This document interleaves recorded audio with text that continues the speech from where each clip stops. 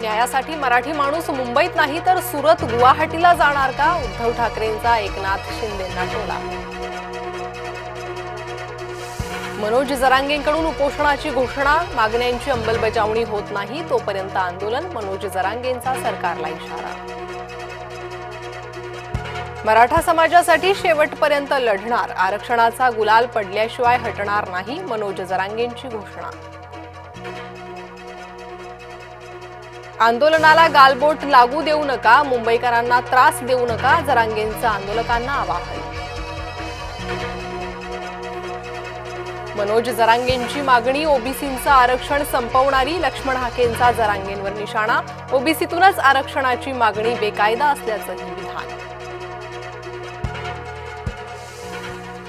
आरक्षणाला धक्का लागला तर ओबीसी रस्त्यावर उतरेल, बबनराव तायवाडे यांचा इशारा।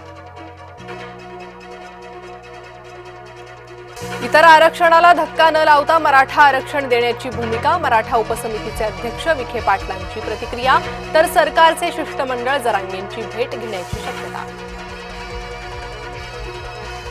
अन्य समाजाचं आरक्षण काढून मराठ्यांना देणं अयोग्य, सरकार सर्व समाजाच्या मागे, महसूल मंत्री चंद्रशेखर बावनकुळेंचं वक्तव्य। जरांगेंच्या खांद्यावर बंदूक ठेवून राजकारण केलं जातंय, संजय राऊतांचा महायुतीला टोला। शिंदे समितीनं वेळोवेळी चांगले निर्णय घेतले, शिल्लक बाबी पूर्ण केल्या जातील, दीपक केसरकरांची माहिती।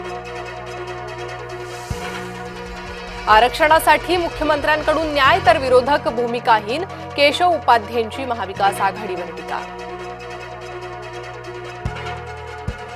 केंद्रीय गृहमंत्री अमित शहा आज महाराष्ट्र दौऱ्यावर, लालबागच्या राजासह अन्य गणपतींचं दर्शन घेणार।